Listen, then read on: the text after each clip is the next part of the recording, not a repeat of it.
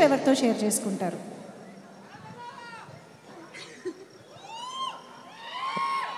Brotherhood అయితే తమ్ముడు కాబట్టి Sai. Friendship for life is like బాబాయ్. Okay okay. So same question to Manoj garu, అంతేనా? సేమ్ ఆన్సర్ కావాలని కావాలి.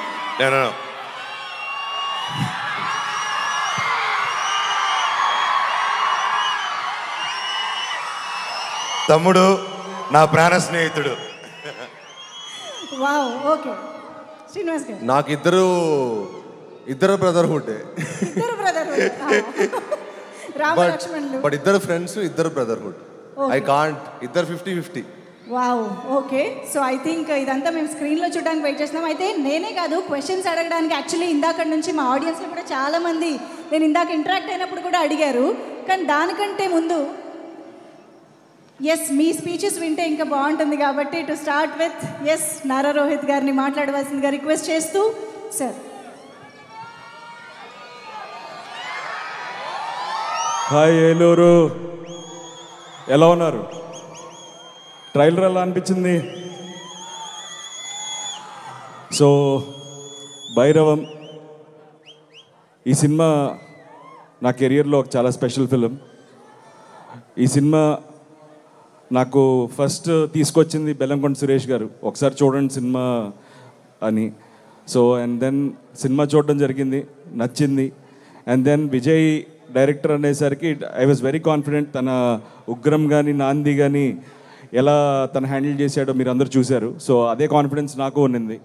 సో తను ఖచ్చితంగా తనతో అయితే అసలు ఇష్యూస్ లేవు. ఈ క్యారెక్టర్స్ ఎవరు చేస్తున్నారు, సాయి అనేది ఆ క్యారెక్టర్ సాయి చేస్తున్నాడని తెలుసు. ఈ క్యారెక్టర్ ఎవరనేది ఒక చిన్న ఇది ఉండేది. ఎప్పుడైతే మనోజ్ అని చెప్పారో ఇంకా 100% తడిగుడ్డేసుకుని కూర్చున్నాం. ఖచ్చితంగా ఆ క్యారెక్టర్ తను చేసే డెఫినెట్గా న్యాయం చేయగలుగుతాడని నమ్మాం. So it was a special journey. నాకు బాబాయ్ నాకు చిన్నప్పటి నుంచి బాగా పరిచయం, వెరీ క్లోజ్. బట్ ఈ సినిమాతో మా జర్నీ, మా బాండింగ్ ఇంకా పెరిగింది. అండ్ దిస్ ఫిలిం నా కెరియర్లో, నా లైఫ్లో ఎప్పటికీ నేను గుర్తుపెట్టుకునే ఒక మంచి సినిమా. అండ్ ఈ సినిమా టీం, మా ప్రొడ్యూసర్ రాధామోహన్ గారు, ఆయన చాలా సినిమాలు చేశారు. ఆయన ఒక సినిమాని నమ్మితే ఆ సినిమాని ఎలా బ్యాక్ చేస్తారో మీరు ముందు చూసుంటారు. ఈ సినిమా కూడా అలాగే చేశారు.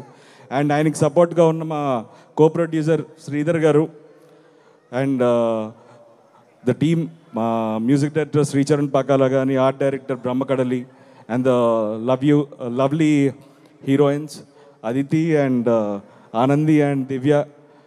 It was wonderful working and ఈ సినిమా మీ అందరికీ నచ్చుతుందని మనస్ఫూర్తిగా కోరుకుంటున్నాను. మే 30వ తారీఖున ఈ సినిమాని మీరు అందరూ తప్పకుండా థియేటర్స్లో చూసి మమ్మల్ని ఆశీర్వదిస్తారని కోరుకుంటున్నాను. Thank you so much. Love you all.